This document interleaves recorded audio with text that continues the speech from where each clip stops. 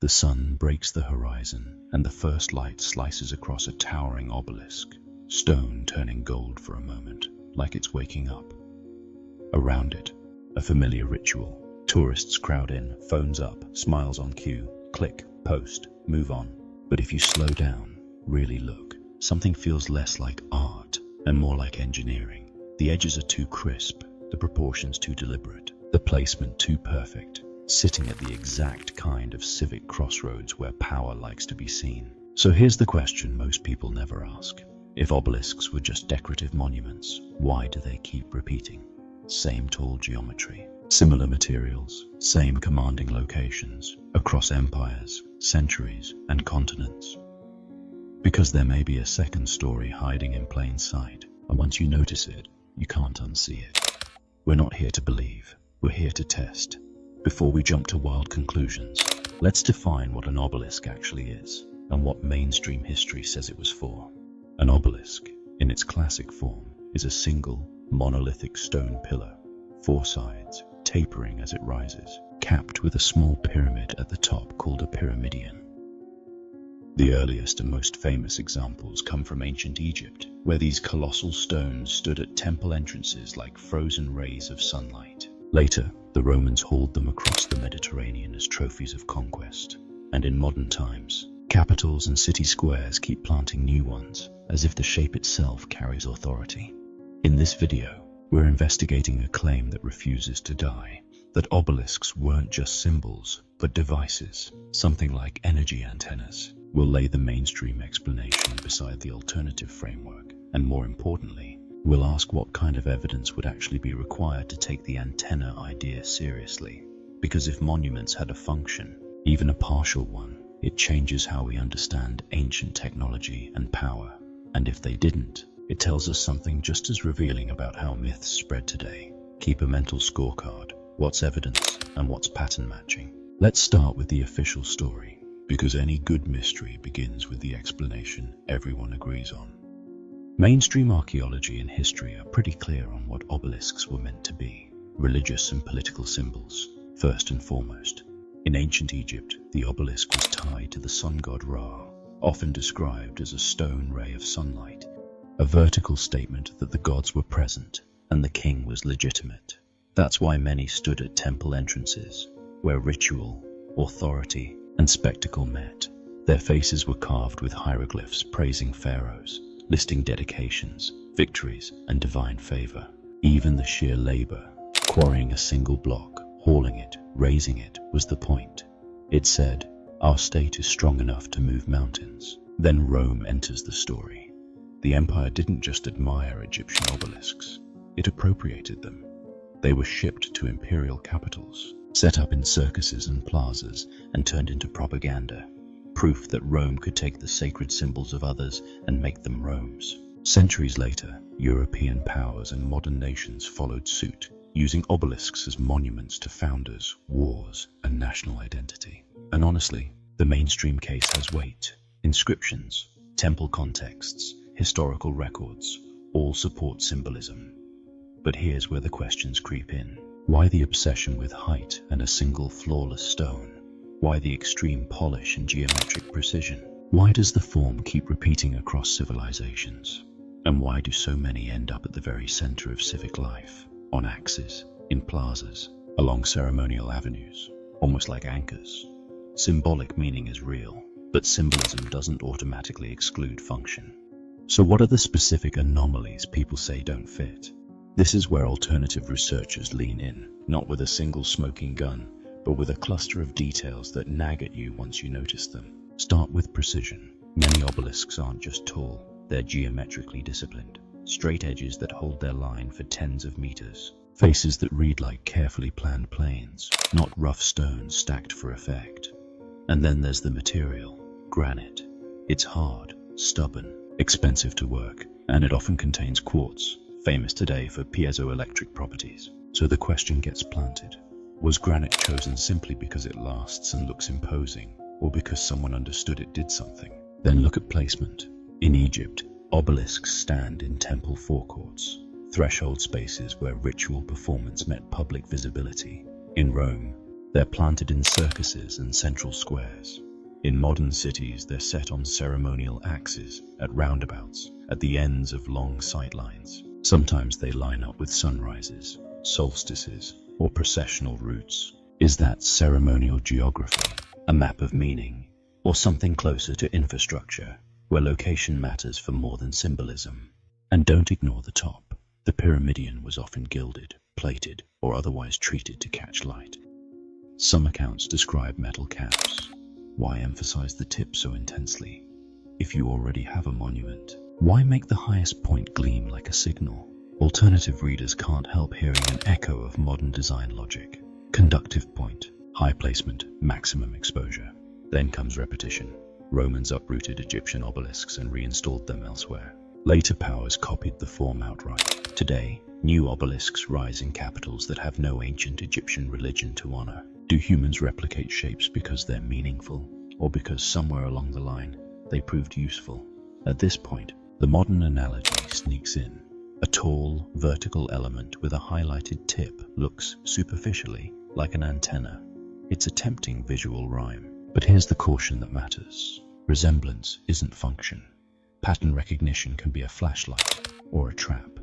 Still, if the mainstream says symbol, and these anomalies suggest maybe function, what's the strongest alternative framework people propose?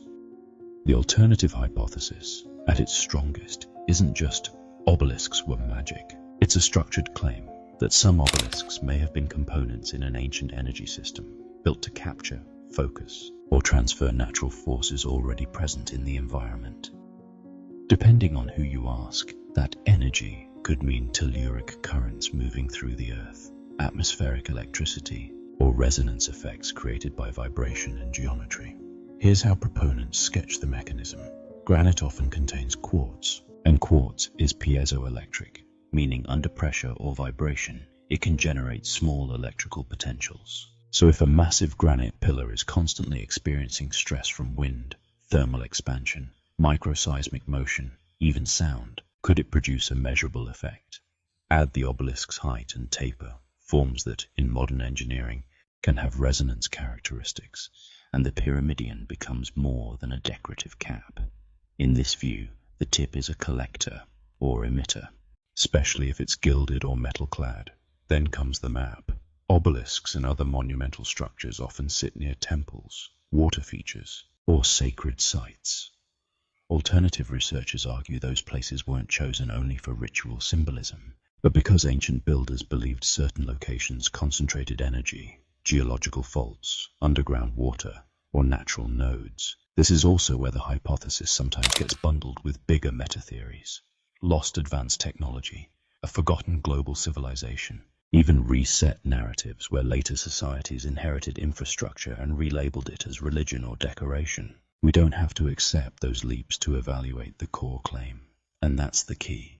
It's intriguing because it tries to explain the why behind design choices, but a plausible-sounding mechanism isn't proof. We'd need evidence that ancient builders intended an electrical function and had the means to measure, store, or control it. So ask yourself, if you were building a symbol of power, would you choose the same materials and geometry as if you were building a device?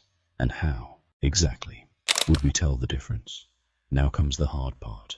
What evidence exists, documentary, physical, experimental, that supports or weakens this idea? Let's separate what people cite from what the mainstream record actually contains. Start with texts. Obelisks often carry inscriptions, and those inscriptions are usually exactly what you'd expect from a monument. Dedications to gods, praise for a pharaoh, claims of legitimacy, commemoration. Temple writings and later accounts talk about ritual, procession, solar symbolism. What they don't give us, at least not plainly, are technical instructions. No diagrams, no measurements for output, no descriptions of power being harvested. And that absence matters. But it also raises a fair question. If something functioned as infrastructure, would it be openly described, or kept sacred, restricted, even disguised as religion? Now the material argument. Quartz is piezoelectric, yes. Under stress, it can generate voltage. But in typical conditions, those voltages are small, and turning tiny charges into usable power requires specific design. consistent stress, collection, storage, circuitry. So we have to ask, what's the proposed energy source?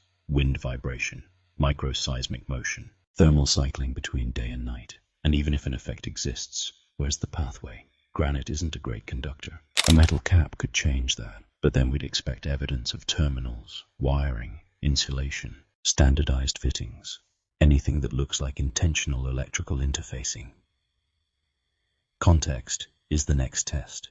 Temples include water basins, metal elements, stone geometry. True, but those features can just as easily be ritual staging as components in a system. If obelisks were devices, where are the other repeating parts of the machine? Do we find consistent buried channels that aren't drainage, conductive lines that aren't decoration, modules that repeat site to site like engineered hardware? That's the uncomfortable question. Where is the rest of it? Then there's the relocation problem. Romans moved obelisks like trophies. Modern nations build new ones as national statements. If these were grid-tied devices, relocation should break their function, unless the function was symbolic all along, or unless it was somehow portable. The fact that obelisks still work beautifully as monuments after being uprooted, does that argue against the antenna theory, or merely against a specific version of it? So what would count as stronger evidence? Physical residues of electrodes, consistent metal fittings, sockets, insulators, documentation that reads like engineering, not poetry, tool marks suggesting mounting hardware, and repeatable experiments showing measurable energy output beyond trivial effects under controlled conditions. Even if the antenna theory remains unproven, asking these questions opens a bigger one. Why are we so drawn to the idea that monuments hide forbidden technology? If, hypothetically, obelisks were energy devices, the implications are enormous. It would suggest ancient builders weren't only master stonemasons, but experimental scientists with measurement methods we no longer recognize. It would recast priesthoods as engineers, temples as technical hubs, and cities as networks, nodes placed with intention, not just meaning. And it would raise a darker possibility, that controlling power meant controlling people, because whoever managed the system would manage the civilization. But if they weren't devices, this story still matters. Because the antenna idea is a mirror. It reflects how modern people relate to authority, to sacredness, and to official history. We look at gigantic precision objects and feel there must be a hidden function. We mistrust institutions that tell us it's just symbolic. And we love the possibility that the world is stitched together by secret systems. So which is it? Are we underestimating ancient people, or projecting modern tech fantasies backward? What evidence would genuinely change your mind either way? And why do certain shapes, obelisk, pyramid, dome, keep getting pulled into energy claims again and again? So where does that leave us after the symbolism, the anomalies, and the evidence check? So here's what we've got. The mainstream narrative explains a lot. Temple contexts, inscriptions, solar symbolism, imperial propaganda, obelisks as political theology carved into stone. And yet, the alternative questions don't vanish just because the official story is coherent. The material choices, the obsession with precision, the highlighted capstone, the repeating placement in the most powerful spaces on Earth, those design decisions feel, at minimum, intentional in a way that invites engineering language. The energy antenna claim is fascinating, but right now, it doesn't have the kind of archaeological or scientific confirmation you'd want before calling it fact. Curiosity is valid, doubt is healthy. But certainty should be earned with mechanisms, measurements, and artifacts that hold up under scrutiny. And maybe the real secret isn't that obelisks generated electricity.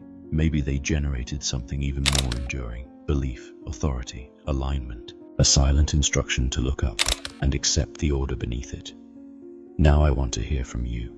What's the strongest evidence you've seen for either side? Symbol only or hidden function? And what monument or city should we investigate next? If you want to keep going, watch the next video on ancient engineering, sacred geometry, and the lost tech claims that refuse to stay buried.